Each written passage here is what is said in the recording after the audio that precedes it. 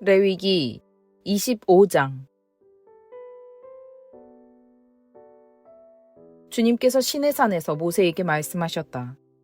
너는 이스라엘 자손에게 말하여라. 그들에게 다음과 같이 일러라. 내가 너희에게 주기로 한 그 땅으로 너희가 들어가면 나 주가 쉴 때에 땅도 쉬게 하여야 한다. 6해 동안은 너희가 너희 밭에 씨를 뿌려라. 6해 동안은 너희가 포도원을 가꾸어 그 소출을 거두어라. 그러나 7째 해에는 나 주가 쉼으로 땅도 반드시 쉬게 하여야 한다. 그 해에는 밭에 씨를 뿌려도 안 되며 포도원을 가꾸어도 안 된다. 거둘 때에 떨어져 저절로 자란 것들은 거두지 말아야 하며 너희가 가꾸지 않은 포도나무에서 저절로 열린 포도도 따서는 안 된다. 이것이 땅의 안식년이다. 땅을 이렇게 쉬게 해야만 땅도 너희에게 먹거리를 내어줄 것이다.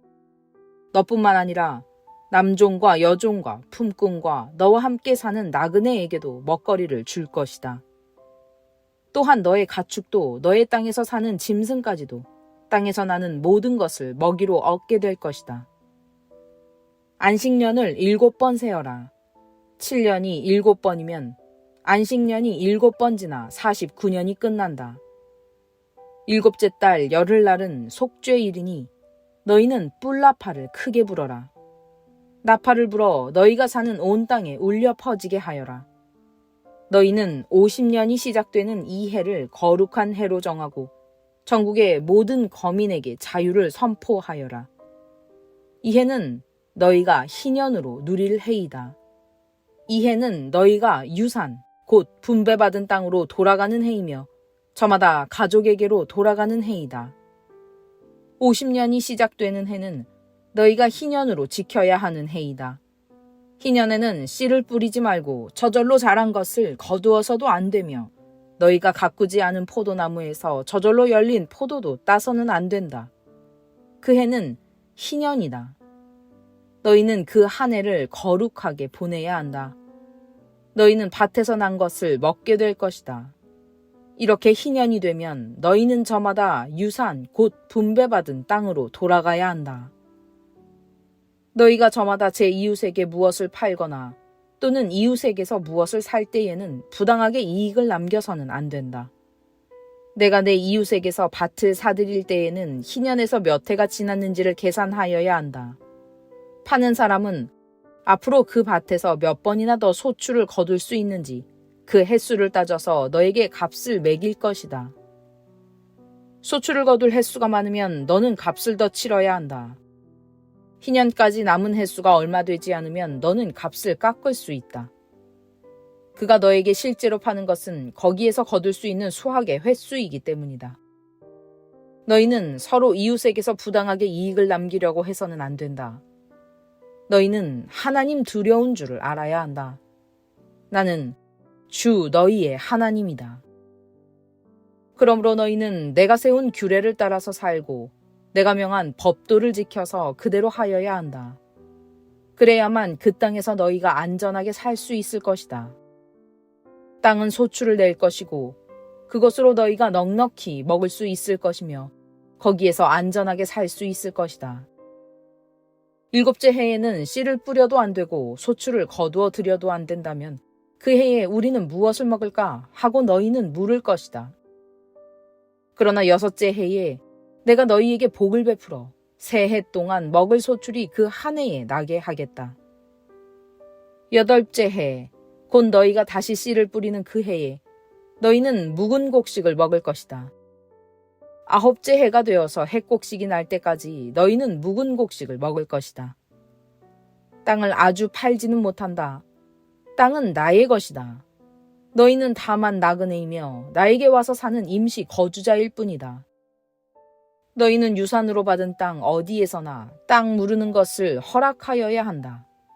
내 친척 가운데 누가 가난하여 그가 가진 유산으로 받은 땅의 얼마를 팔면 가까운 친척이 그 판 것을 물을 수 있게 하여야 한다.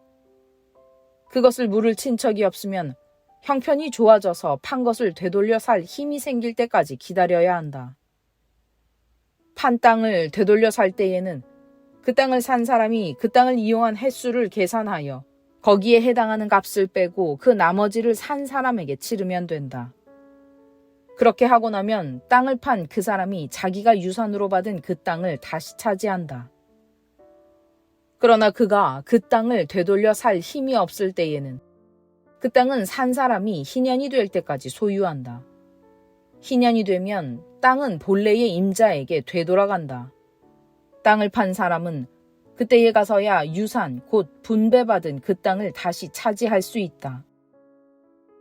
성곽 안에 있는 집을 팔았을 때에는 한 해 안에는 언제든지 되돌려 살 수 있다. 집을 판 사람은 한 해 동안은 그것을 물을 수 있는 권리가 있다. 그러나 판 사람이 그것을 한 해 안에 되돌려 사지 못하면 성곽 안에 있는 그 집은 아주 산 사람의 소유가 되어 대대로 그 자손에게 넘어간다. 희년이 되어도 본래의 집 임자에게 돌아가지 않는다. 그러나 성곽이 없는 마을에 지은 집은 그것들을 토지와 같이 여겨 판 사람이 언제든지 물을 수 있고 되돌려 살 힘이 없을 때에는 희년이 될 때까지 기다렸다가 본래의 임자가 그것을 다시 차지한다.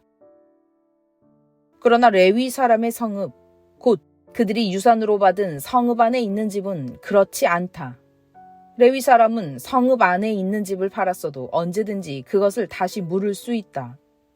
그가 물으지 않으면 성읍 안에 있는 그 팔린 집은 희년이 되면 본래의 임자에게 되돌아간다.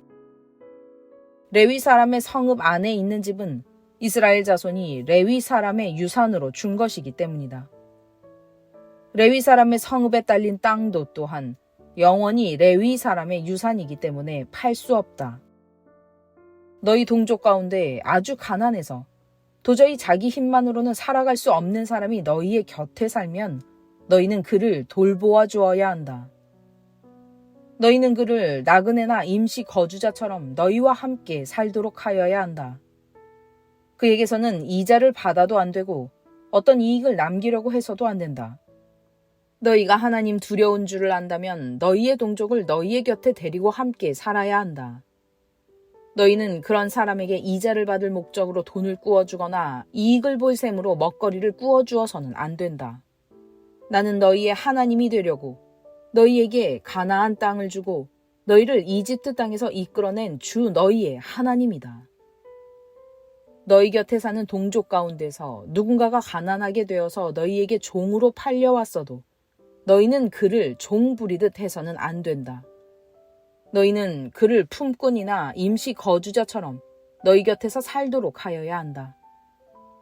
너희는 희년이 될 때까지만 그에게 일을 시키다가 희년이 되면 그가 자식들과 함께 너희를 떠나 자기 가족이 있는 조상에게서 받은 유산의 땅으로 돌아가도록 하여야 한다.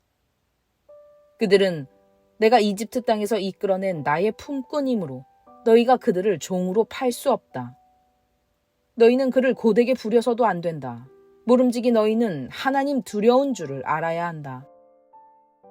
너희가 남종이나 여종을 두려면 너희의 주변에 있는 여러 나라에서 남종이나 여종을 사들일 수 있다. 너희는 또 너희와 함께 사는 외국인 거주자의 자손 가운데서나 너희의 땅에서 태어나서 너희와 함께 사는 그들의 가족 가운데서 종을 사서 너희의 소유로 삼을 수 있다. 너희는 또 그 종들을 너희의 자손에게 영원한 유산으로 물려줄 수도 있다. 바로 이들은 너희가 종으로 부려도 된다. 그러나 너희의 동포 이스라엘 자손들끼리 서로 고되게 부려서는 안 된다.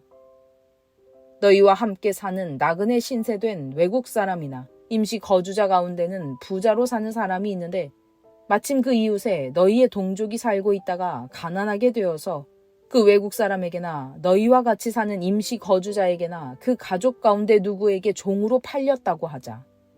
종으로 팔려간 다음이라 하더라도 그는 종으로 팔릴 때에 받은 값을 되돌려주고 풀려날 권리가 있다.